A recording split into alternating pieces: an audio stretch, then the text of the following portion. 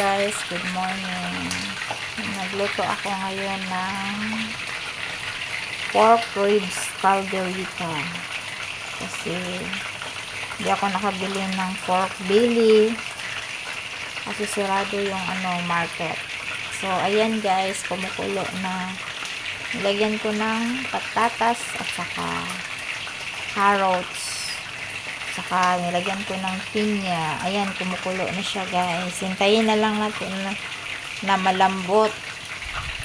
Palambutin natin lang palambutin para mas masarap siya kainin. Ayan guys. Ayan, nagluto din ako ng fried chicken para sa pananghalian.